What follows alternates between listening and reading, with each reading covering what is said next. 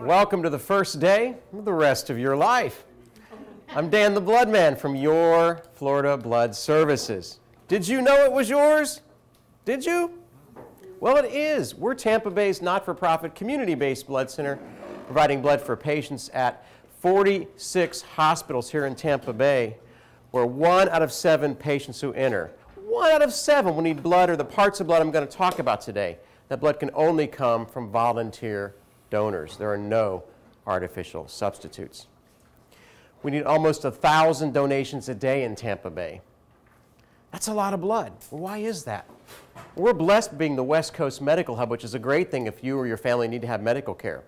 We've got the children's hospitals, all kids here in Pinellas, St. Joe's, and Tampa, treating severely ill newborns and young people. We've got the veterans hospitals, Bay Pines here in Pinellas, Haley's by USF, treating the veterans from our different wars. We've got trauma centers, Bayfront here in Pinellas, Tampa General, over in Tampa, obviously, and not only a trauma center, but a burn center and an organ transplant center. More blood from FBS donors goes to patients at TGH than any other hospital in this region. Over 35,000 blood donations to TGH patients alone last year.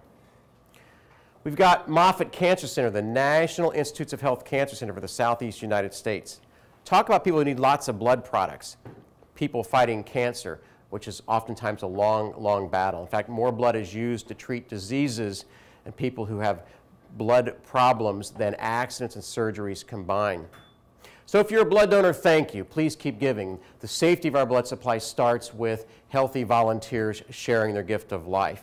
And if you're not a donor, or maybe haven't given in a while, I'm going to invite you to consider making that choice to join that life-saving team. You essentially need to be 16 or older. I think you all qualify. Weigh at least 110 pounds. I think you all qualify. And are healthy. That I don't know about. And chances are you could be a life-saving blood donor. So I'm going to talk a little bit about the process of blood and how those different parts of blood are used to save lives. It's truly a fascinating miracle inside of you, happening every second of your existence. You have a little blood factory inside of you where your blood system is made, and we're going to talk about that. So the blood drive starts with making an appointment to come out. We have a blood drive this week here at Sensodyne, and you make an appointment to come out. You bring some ID with you. We want you to show us that who you are, you say you are. That's the safety part of that regulation that we have. So we get your name and address, your phone number, your email on a legal document called a single donation record. You'll then have a confidential medical review by one of our staff asking you about 50 questions that are mandated by the Food and Drug Administration. We're considered a pharmaceutical because blood is medicine that saves lives. So we ask you about your medical background, your travel, your lifestyle. Can you be a blood donor based upon those factors? Assuming you can be, then you get a mini physical, which is actually a health benefit for you. We check your blood pressure, your iron, your pulse, your temperature, and then we do a cholesterol screening after you donate. Things you pay a doctor for every time, we do for free as a safety and a protection for you. So you can be a donor, you're healthy today, you go back and lie down in one of our nice comfy beds to do some volunteer work, lying down. And we pull out a brand new clean blood bag, it's never been used, and that's why you can't get AIDS or any disease in this country by giving blood. We do not reuse needles in America, okay? And if we took it out of that bag, it would look like this pile of spaghetti. If you never donated blood before and somebody pulled all these bags out, you might say, "You're not gonna fill them all, are you?" Not if we like you, okay? You're going to fill up one bag with 500 milliliters of your blood, which for an adult is about 10%. The average adult has about 5 liters of blood in your body. That's why you have to weigh at least 110 pounds to have enough blood in you to share. So if you're a churchgoer, it's like tithing your blood, giving your 10%, okay? So we're actually going to fill up one bag with blood. In fact, in this example, there's usually a needle on here, but they don't trust Dan the Blood Man with needles. And the first sample of your blood goes in this little bitty bag called a diversion pouch. And that will be backflowed into 4 test tubes, which go back to our laboratory for testing. Blood testing is the second layer of safety. Healthy volunteers giving blood, and then we test the blood every time with 14 tests, 11 of those are viral. And that turnaround time is at least 24 hours. That's why you can't wait till someone you know and love needs blood to give it. It's got to be on the shelf. If you're in a car wreck today, or for example, when a police officer gets shot, everybody shows up to donate. It's what's on the shelf right now that saves lives. That's why it's got to be there, okay? So this is a closed, sterile system, and what happens then is you donate that 500 milliliters of blood. Now I want to caution you, this is fake blood. The only real blood I brought today is in my body, okay? So you donate a pint of whole blood, it's dark red because it's venous blood. You breathe in. Inside your lungs, billions of red blood cells turn bright red. Just like when you cut your finger, the blood comes out dark red, and all of a sudden it goes boom, it turns bright red, right? It oxygenates, happens in your lungs. Your heart, which by the way is the only muscle in your body that never rests, because if it does, you're dead, okay? Your heart beats 24 hours a day, 100,000 times, pumping 2,000 gallons of blood around your body. Remember, you only have 5 liters. That blood's making a circle, circle, circle. While you're sitting here for this presentation this morning, a red cell's making a complete loop around your body in about 40 seconds. If you're out running around the building at lunch, you might be pumping that red cell around every 10 seconds.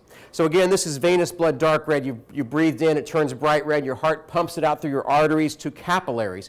Capillaries are like microscopic spider webs, touch every cell in your body, delivering oxygen, picking up carbon dioxide, turning dark red, being pulled back to your lungs through your veins, and that repeats that cycle. If you're able to take your arteries, your capillaries, and your veins out of your body, your entire blood system, and stretch them out end to end, you could wrap our Earth over 2 times.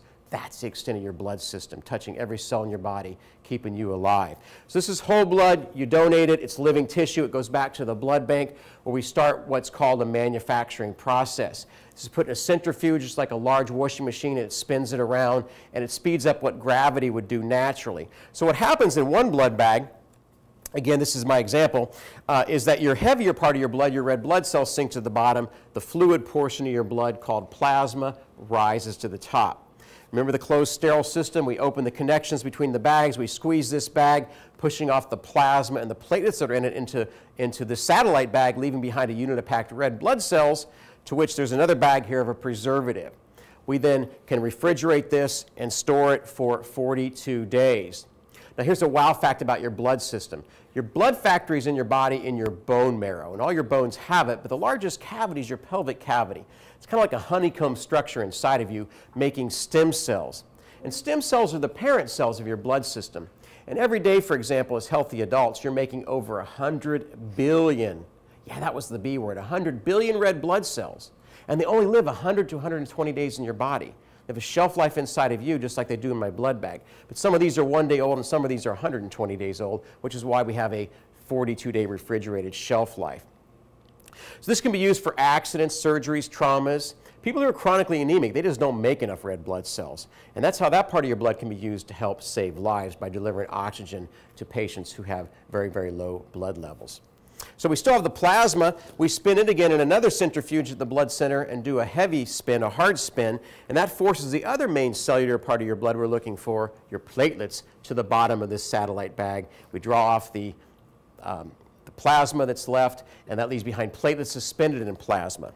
Now, platelets are what clots your blood. When you cut your finger, what actually forms a scab are platelets. And the thing about platelets is that makes them so special is they only have a 5-day shelf life in the blood bag. And the billions you're making in your bone marrow today, your blood factory, okay, only live 10 days in your body. Very short shelf life. And the thing about platelets is what they do, besides just stop you when you're bleeding externally, is even more amazingly, every second of your existence inside your body, they keep you from bleeding. Remember I talked about your arteries, your capillaries, and veins, your blood system that can wrap the earth 2 times? Well, there's microscopic tears happening inside of you all the time. And if you didn't have platelets in your bloodstream at a certain level to stop and plug those leaks, you would internally hemorrhage and bleed to death. Think about getting punched in the arm, that bruise starts, but it stops because you have platelets. And platelets get used for people who have like cancers, because when you get chemo and radiation to kill those cancer cells, well, you kill the good cells too, but more importantly, you mess up the blood factory until you're cured and you're healed. So cancer patients rely on volunteer donor platelets to keep them from internally bleeding to death. And the platelets are given 1 unit of whole blood. Actually, 6 different donors' platelets are pooled together to make 1 dose or 1 transfusion, because when you need platelets, you need a lot of them. That's why some of our donors come to our centers. Have you ever been to one of our donor centers as opposed to our blood mobiles? And you'll see people giving just platelets, because platelet donors, because your little blood factory is making them like crazy, can donate every 2 weeks and can give 1, 2, or 3 complete doses of platelets that would otherwise take 6, 12, or 18 whole blood donors to make that volume. And again, 5-day shelf life. So when you need platelets, you need them regularly, which is why we need lots of platelets all the time. That's that part of your blood and how it saves lives. Still have the plasma. We flash freeze this in nitrogen gas after you donate, 50 below zero. Keep it for up to a year, pull it out of the freezer, warm it up, transfuse it. Burn victims are an example of people who use lots and lots of plasma. Our bodies are mostly made out of water, something I didn't learn until I was in my 40s. If you think about our biological bodies, okay, it is mostly water, which is why hydration is so important, drinking lots and lots of water, not coffee, not beer, not soda, okay? Good old-fashioned water to keep you hydrated, because every cell in your body needs that. Your plasma is 55% of your blood. Your blood is mostly water. Now, this is a special water. This is a saline-based water with chemicals and proteins and clotting factors and all sorts of other things. So we give this to burn victims because when they lose their skin, they're losing a lot more fluid, and this is a healing fluid. We also use a lot of plasma for organ transplant patients. I want to tell you a quick story about somebody I met a few years ago. Her name's Sarita Ford. And she and her husband Rodney had moved from Oklahoma, where he was a big blood advocate there, and he introduced himself when he moved to town. And about 2 years ago, Sarita needed a kidney transplant. And in the mystery of life, Rodney, her husband, okay, not related, they were husband and wife, not related other than how we're all related by our DNA at some level, but he was a genetic match, and he gave her one of his 2 kidneys over at TGH. And he told me after, he says, Dan, she was doing great for the first 3 weeks. And then her body started to reject my kidney. And he says, Dan, they had to give her 6 liters of plasma. No, it was 20, like 22 liters of plasma. And Rodney figured it was 100 different donors helped save her life, prevent that organ rejection.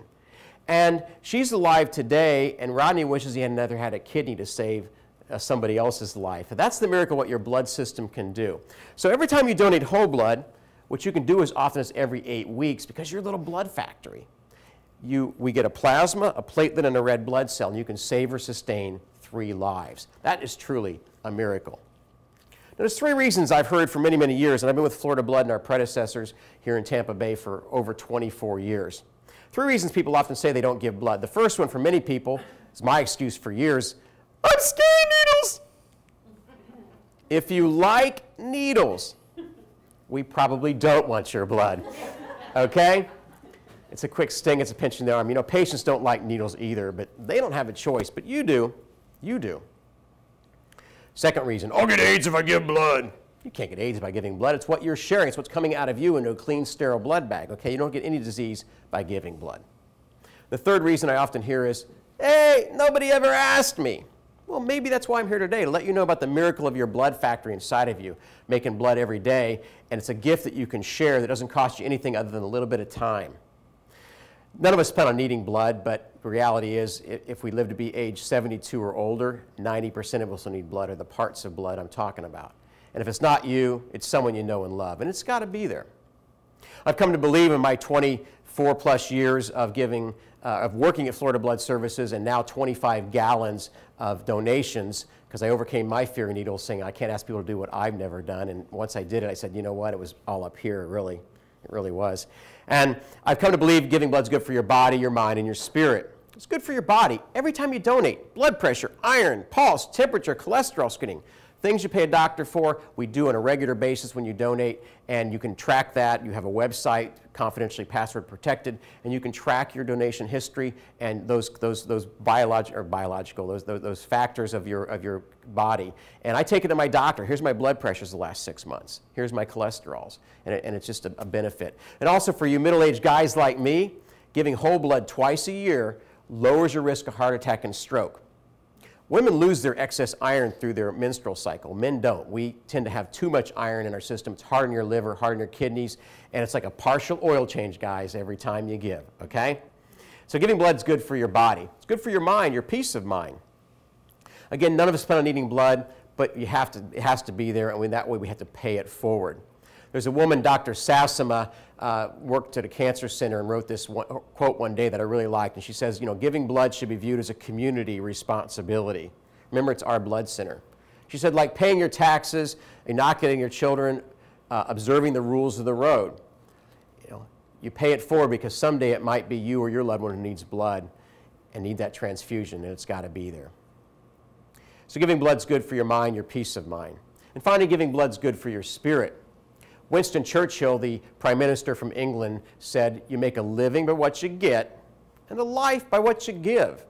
If you've been blessed with good health, you can share it with others and make a difference in your life and their lives as well. Because ultimately, at the end of our life's journey, we're going to come to this conclusion of what does our life stand for? What is the legacy we've left behind? What difference have we made? Okay? There's a gentleman named Abraham Maslow. If you ever studied psychology, Maslow's hierarchy of needs. And Maslow in the 50s said, you know, the first thing humans have to deal with is food, clothing, and shelter. You know, if you don't have clean water to drink or food to eat, you're not thinking about being a blood donor. You're thinking about survival.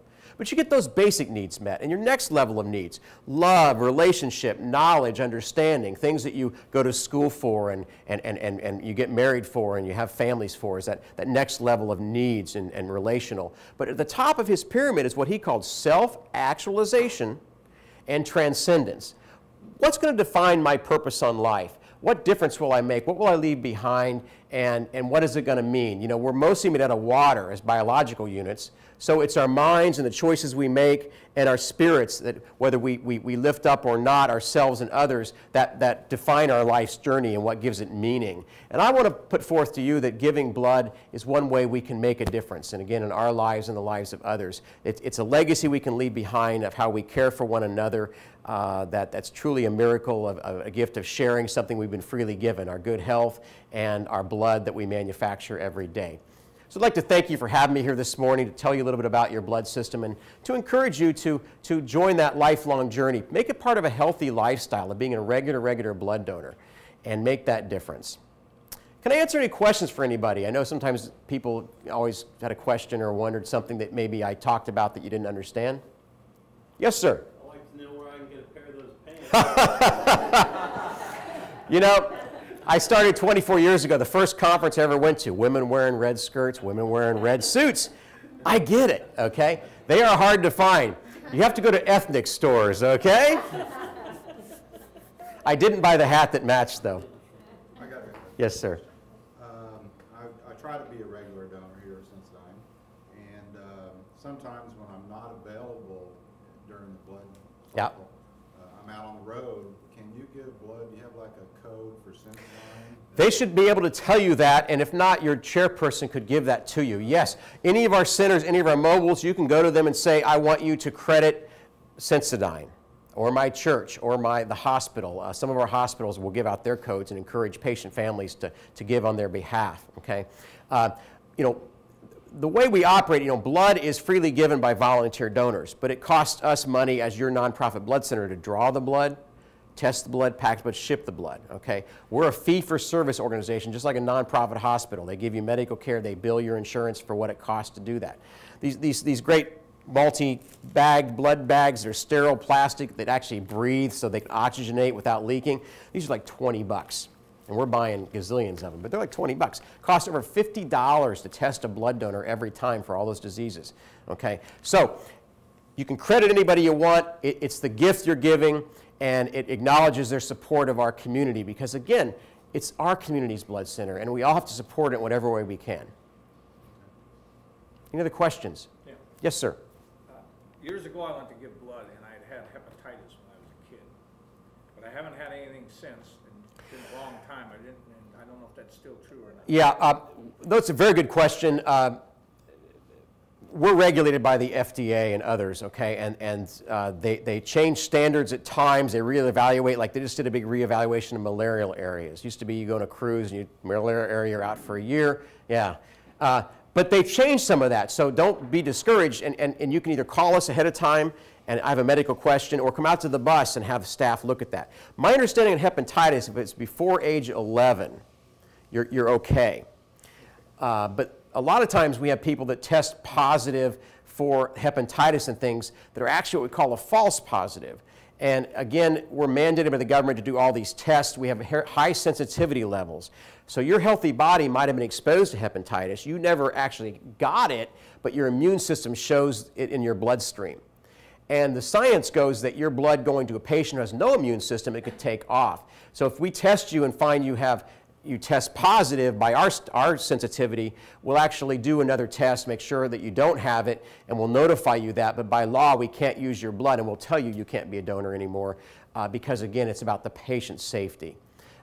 That's why only about 37% of the population can donate at any one time because of all the deferrals. It's 6 months or more in Europe, a lot of our servicemen and women, they're deferred for life because they might eat beef contaminated with mad cow disease. All about safety. We have the safest blood supply in the world, but again, it starts with healthy people giving blood, those who know they aren't at risk for diseases. Because if we're not going to do it, those of us who know we got good blood, who's going to do it? Who's going to make sure it's there when all of us need it most? Any questions? Yes? About the website that you said to keep track of how much blood have you donated and stuff, where can I get that information? Okay. You go to our website, or actually go to fbsdonor.org. Our website's fbsblood.org. If you go to fbsdonor.org, and you'll click on the icon for our logo, and it'll ask you for, if it's your first time, it asks you, I believe, for your donor ID number, which is on your donor card. Do you have a donor card? Okay. Then there's a link there you can click. If it says, and I think it's G. Young or D. Dement, and you can email them and say, hey, give me a call. And they'll look you up in the computer and they'll walk you through it that first time. Because it's like your donor ID number and your date of birth the first time. And then you set up your own password. And that will tell you your donation history, your blood pressures, and your cholesterols for every time you've donated. Okay. Yeah. Yes, sir.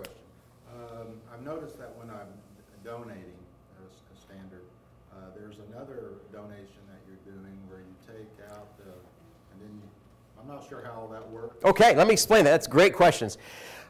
Historically, what happened, y'all remember Glass Jars, the MASH TV series, and Glass Jars of whole blood. Well, that's all they had initially was whole blood, and everybody got whole blood or no blood. And medical science came along and said, you know, not everybody needs all the fluid, but they need the red cells, or they need the platelets to stop the bleeding. And they invented plastics in the 50s, which is why it allowed us to do what we call component therapy. Each one of these has a certain medical use, and we target the particular patient's needs. And then technology evolved to say, you know what, we separate this blood in the lab, let's separate the blood bedside. And people can give, based on their blood type, what is their best gift to patients in need. So today, a lot of times we'll ask you, what's your blood type? And you say, I'm an O neg. Well, O neg is universal red cell. And we're going to say, please give either whole blood or an automated red cell donation, which is for a guy or a gal that weighs a little bit more, which means they have more blood in their body, and their iron count's high. We'll check their iron. They can give 2 units of just packed red blood cells and get back their plasma and their platelets. And that's an automated donation. And the difference there is, instead of being able to give every 8 weeks, because you're given 2 units of red cells, you wait 16 weeks between donations. So it allows people to give more of what patients need most based on their blood type, and less time overall, because you're only donating once instead of twice in that period. Now, we have other donors at our centers, and we have one Bloodmobile that will come in and donate just plasma and platelets, which plasma you replace in 24 hours. That's the fluid portion of your blood. And your platelets you make like crazy. And again, they have 10 days shelf life in your body, 5 days at the blood bank. And so we'll have people, you can give platelets every 2 weeks up to 24 times a year. And we have some regular donors that do that every couple of weeks, give just platelets, because they can give, again, 1, 2, or 3 complete doses. And they have to usually go to our centers to do that. So there's the different parts of your blood. Based on your blood type, for example, if you're type AB blood, your plasma is universal donor plasma, trauma plasma. And we ship this to the military sometimes when they need it. We use it for again, burn victims, people who have traumas who we don't have time to figure out their blood type. We can give it to anybody because it's universal. So we'll ask ABs to give maybe plasma or plasma with platelets, because we get a lot of plasma when they donate, and they actually get fluids back while they donate to keep their blood pressures up, and again, their body converts it into plasma. But you don't put back something back in the body that you take out, like if you take your... If we take out the red cells, if you're doing the automated donation you've seen in the Bloodmobile, it's automated red cells, and you're getting back your plasma and your platelets. It's like changing the oil. Don't you want to just get rid of all of it? That's the red cell is your oil change. That's the part that your cholesterol binds to, and your red cells. Put it back inside if I'm getting it out. It's because this is the part we need most, and we're giving you this back to keep your blood pressures up. And yeah, I mean, we could probably just replace it with fluids, but we give it back to you because this is the part we're looking to get from you with that donation. Kind of pure too, right? 'Cause it's in your bags. It's getting back to you. It's all sterile. It's a closed, sterile system. As opposed to you adding a foreign food. Right. Yeah. All right, well, listen, I want to thank you again for your time this morning, for listening and learning. I hope that you'll make a difference in your lives and the lives of others. As I said in the beginning, I am Dan the Blood Man. There's lots of reasons, and this is one of them. What we're doing here today gives us lots of enjoyment. It's not just a matter of a job or employment. It's all about people that know about caring to help others live with the blood that they are sharing. Someone having surgery, cancer or anemia, accident, sickle cell, eviction, leukemia, the list goes on. These are the people we love, and the best we can show them by donating our blood. It doesn't take much time for registration to Canteen. It's all healthy people who are at least 16. Buzzard and Buffett got to never miss a trick. The only thing you'll feel is a tiny little stick. So come on, guess what? Make sure it's on the shelf because you never know someday. You might it yourself. Y'all give blood. Tell them Dan the Blood Man sent you. All right? Thank you.